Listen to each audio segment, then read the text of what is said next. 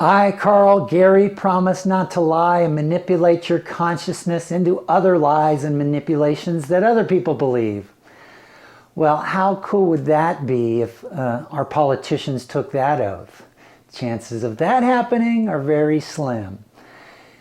One of the biggest lies that politicians tell us citizens is that government is too big. It's too big brother. Well, if we look at it logically, it is not. Here is the truth. Here is our American population. Right here, this little slice is 2%. Only 2% of our population works for the federal government. That includes everything. That includes defense, that includes Congress, Pentagon, and all the agencies we've created through this 2%. So now you got to ask, well, where are the rest of us Americans? Well, it's real easy. We are in the money-making machine. Money-making machine. Capitalism. Corporate America. Now, the corporate America has a very basic structure, and it's really this simple. It all starts with the Federal Reserve. The Federal Reserve, central banking, is not part of our federal government. It is a private organization run by private people. Now, what they've done over the years since 1913 is they've produced the big banks. Bank of America, Wells Fargo, Citigroup, Chase Manhattan, Chase Morgan, Goldman Sachs. Those are the big banks.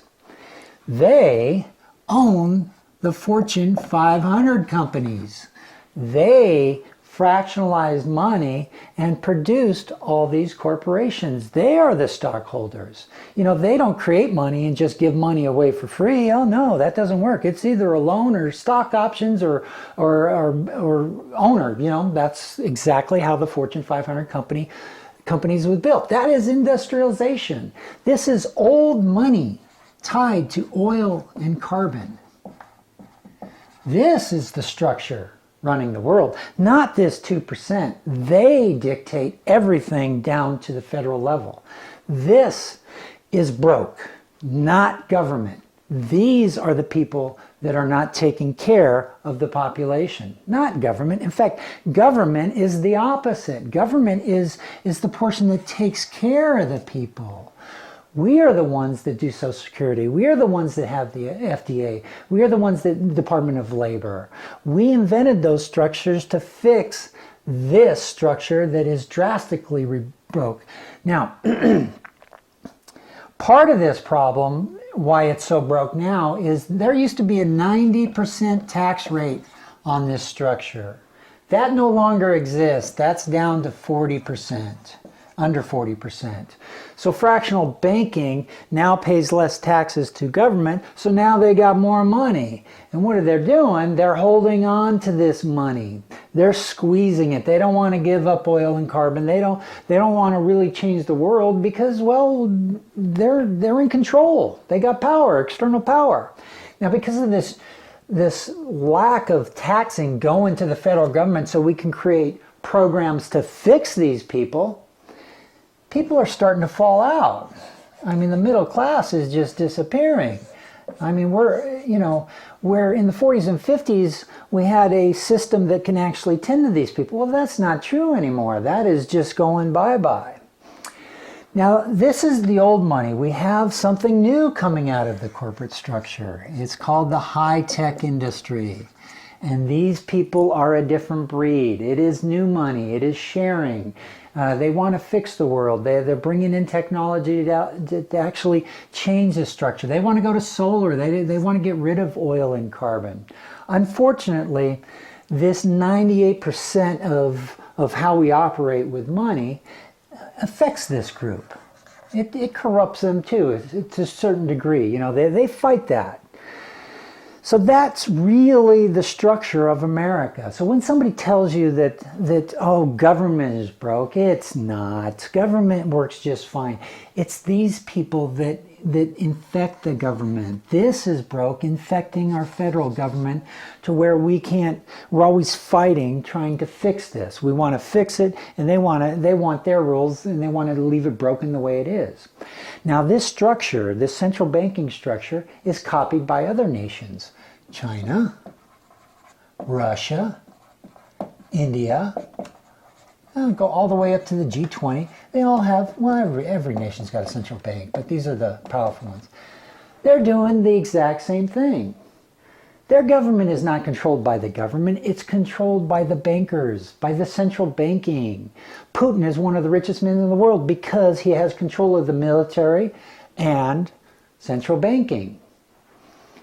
If you cannot see that it's banking that builds every military industrial complex, that you are just not seeing correctly, because that is what these bankers do. That is what the power structure of a nation will do. They will take their money, they will build up a military so they can start fighting for resources within the world. This is how America is operating, and this is how the other countries are operating.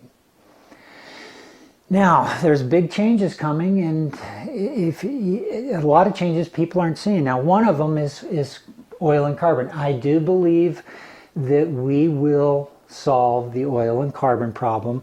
The high-tech industry, they're really pushing solar, electric cars. They want to get rid of the old Fortune 500 companies of building our old gas cars.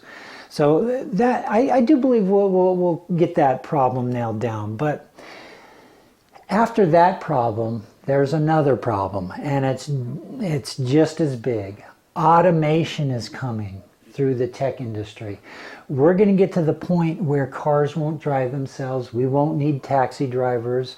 Trucks will drive themselves. We won't need truck drivers. Trains will drive themselves. We won't need conductors. Food. We'll be able to automate the food supplies and the picking of food and the harvesting of food. We will need less humans for labor in the future because of automation. It is coming. One corporation does automation, the other corporation has to go to automation to keep making money.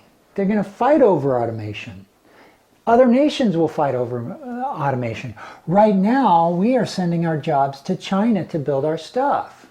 Well, when this corporate structure, when this money-making machine is tired of paying cheap labor in China, and they can do a one-time build of automation and never have labor costs for the next 100, 200 years, of course they're intellectual and say, let's build the automation. Hell, we got the money, we'll just fraction it out anyway, we'll do loans, we control the money, we can do whatever we want. We'll build the automation. This is what's going to happen in the future. What's going to happen when half America is jobless and they have no jobs? And I don't care if you're educated or not. There's no jobs except for maybe some the normal service jobs. It could be doctors, firemen and stuff like that. But other than that, if everything else is automated, manufacturing, food, transportation, we lose a lot of jobs. So now only 50% of Americans can even get a job. The real unemployment rate right now is anyway, different estimates say 10 to 20%. Some say as high as 30%. Well, when automation hits, it's going to go higher, 50%, 60%. We're going to have half the world with no jobs to report to just from automation. That's coming.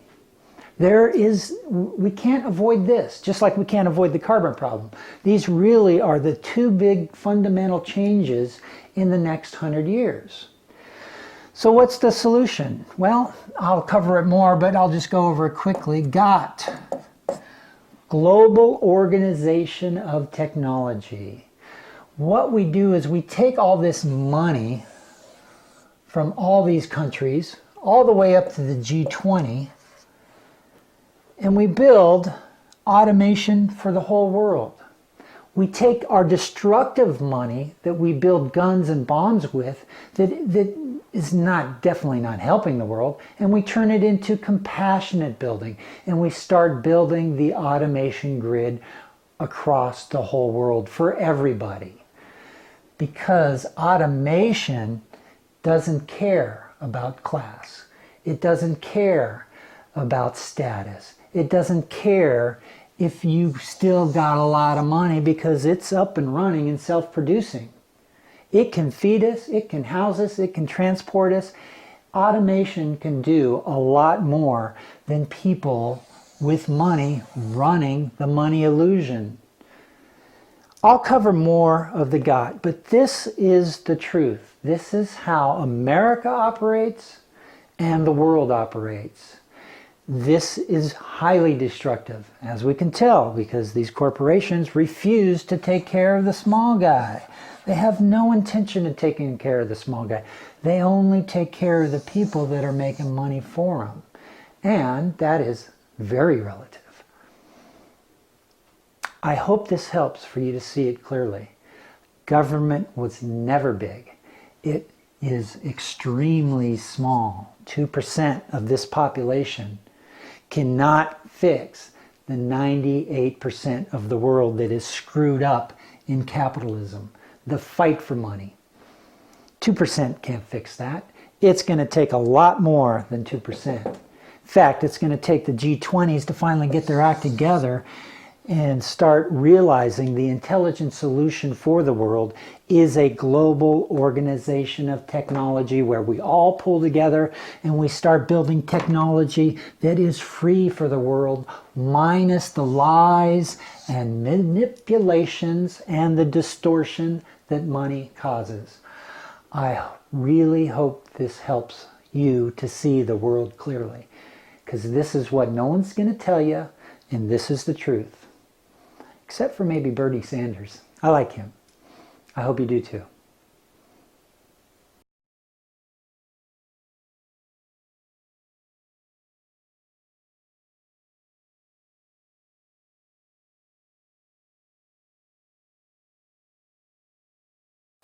This is a follow-up to the previous video, because that structure is so important because it has affected the world in so many different ways. So I wanted to use that structure to show you additional things that have happened from a cause and effect. So basically we have our Federal Reserve, our big banks, and our Fortune 500 companies. This is the foundation of America. 1945.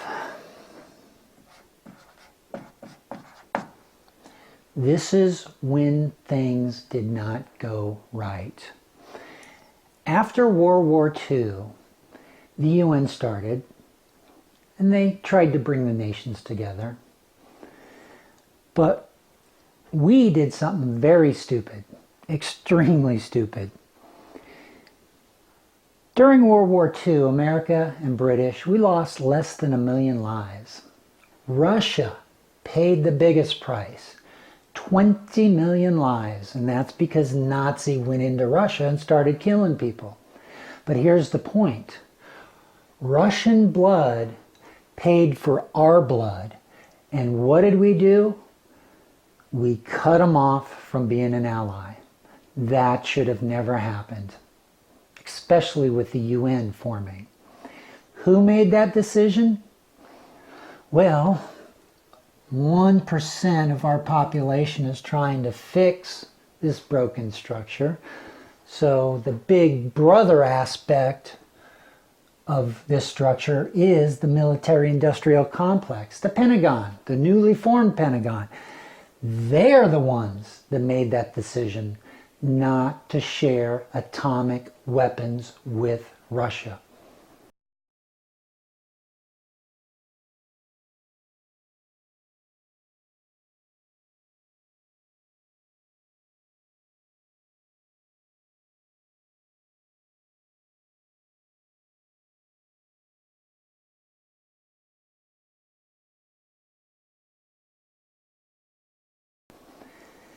Basically, we could have taken the technology of splitting the atom to the UN and made it a positive energy for the other nations and turned that technology into an energy source. But no, what did we do with it?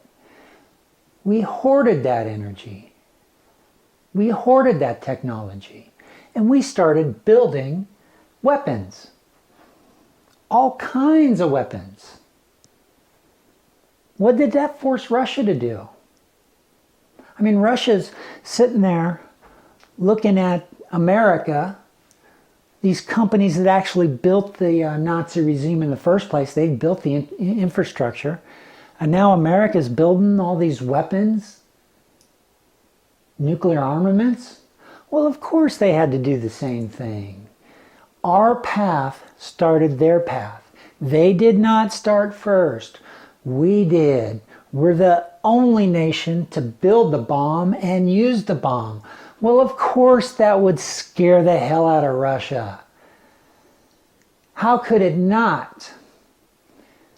America, this foundation right here, the Federal Reserves, the big banks and our Fortune 500 companies who built the military-industrial complex and who used it, are responsible for Russia's military complex.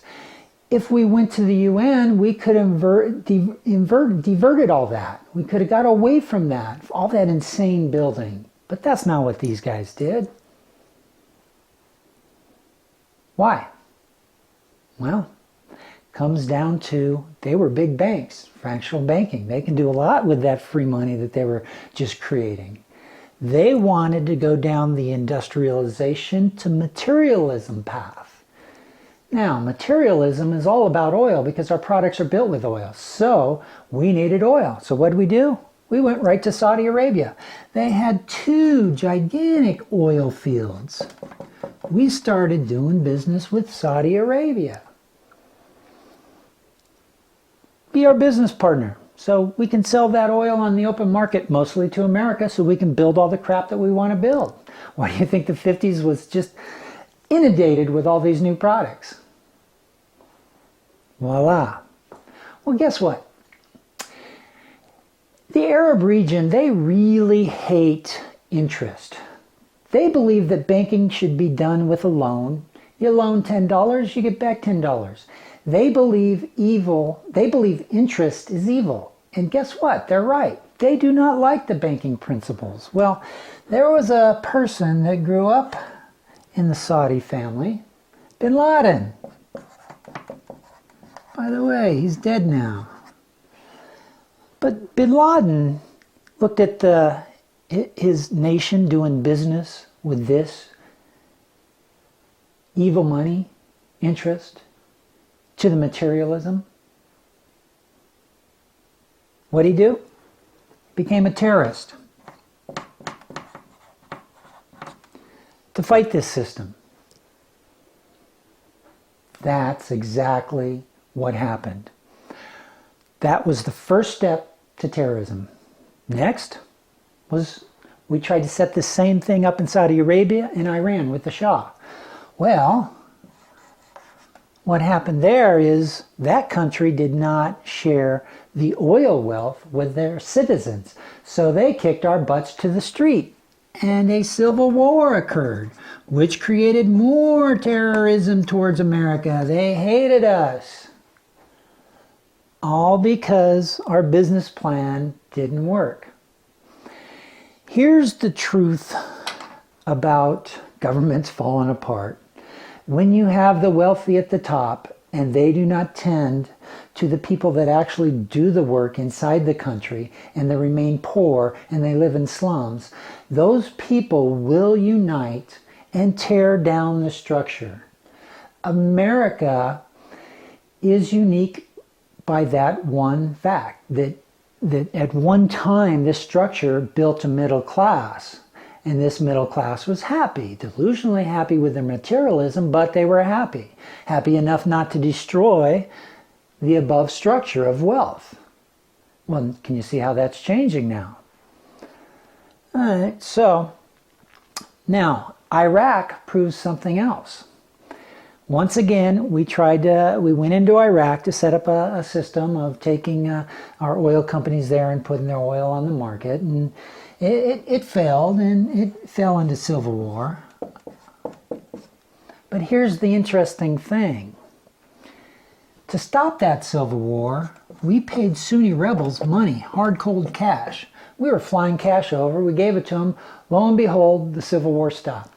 As soon as the money ran out, the civil war started again.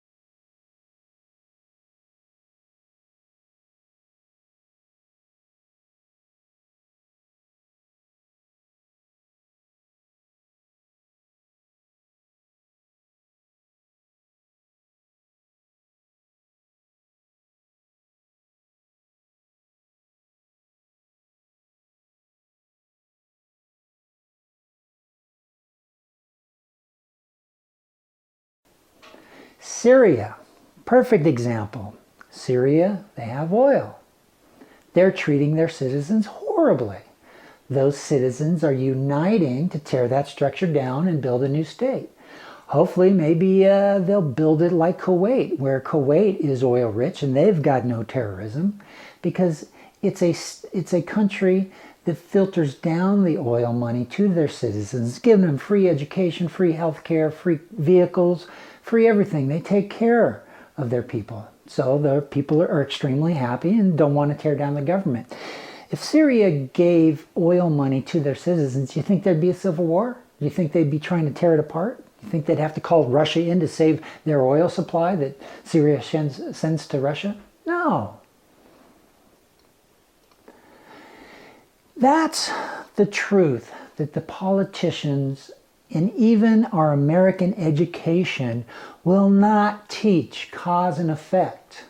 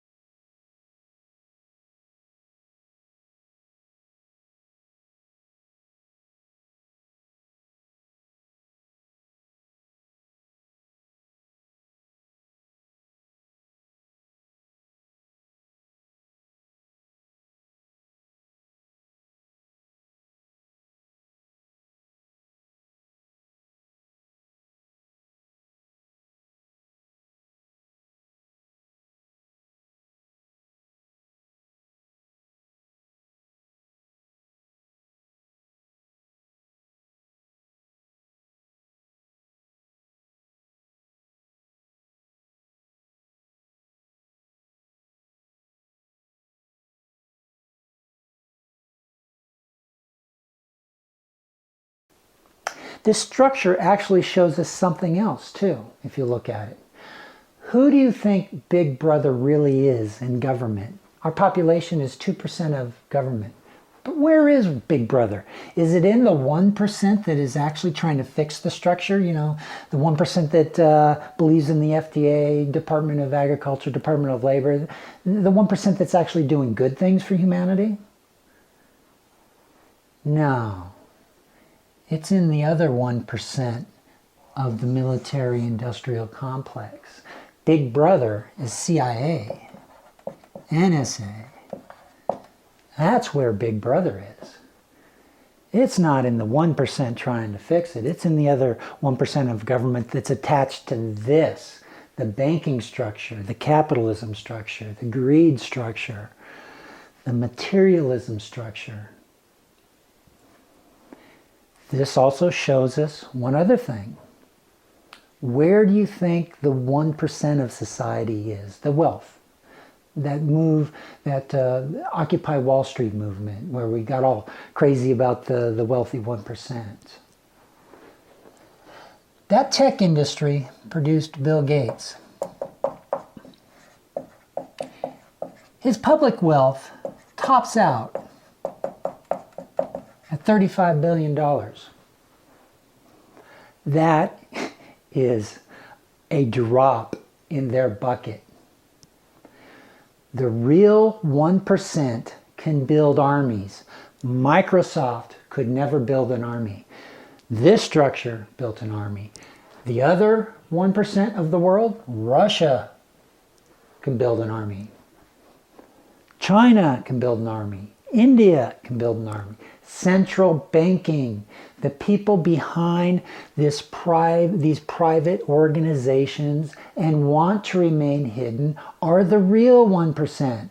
They're the people that control the money. They're the people that control the movement of where it goes to build armies. I hope that clears that portion up. Now, how do we fix this structure? Well, I'm going to just cover it. I'm going to cover it more, but I'm going to give you some clues to look up. I call for a global organization of technology. It's a resource-based economy that doesn't rely on the manipulations and the negative energy that we do with money and all the lies that we do. Look up, I'm going to make sure I spell this right because I would love for you guys to Google this. Jacques Fresco. He's been around since the 70s.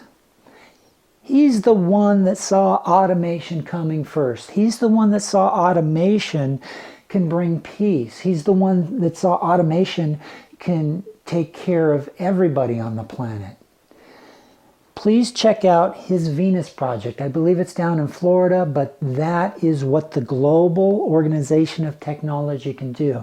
To go back, the global organization of technology can be funded very simply by taking the central bank money that goes towards defense for all these nations up to the G20, Russia's defense money, China, India, our defense money, and put it into a GOT fund. The GOT fund is designed to build automation and build our future. We're going to have to, because these structures of central banking fighting over automation and the carbon problem are not going to fix the carbon problem or the automation that's going to come and take our jobs away. Basically, that will ruin the social fabric. This can fix the social fabric. America is responsible for terrorism. Our cause gave us the terrorist effect. Our structure is responsible for Russia's military war machine. We were responsible for the war energy in the world. Here's the final point. In 1941, the modern solar cell was invented. If in the late 40s and the 50s, we went down the path of solar energy and developed that cell and made it the basis for industrialization, would we have needed to gone into the Arab world? And if we did not go into the Arab world, do you think terrorism would still be alive today? Probably not. Our actions of not using the best technology that was just invented in 1941 caused all the world ills we are experiencing over in the Middle East. GOT can fix that model by going back and using the best technology minus the money that wants to manipulate technology, and we start building real valuable technology. Just like our atom. We took the atom, we built destruction instead of building something positive. Let's take their negative war energy money, and instead of building destruction, let's build a positive world. That's how we can end terrorism. That's how we can end all the wealth at the top being torn down by the poverty below. That's the truth. Your politicians will never tell you that. Probably because they're lower consciousness and they can't see it.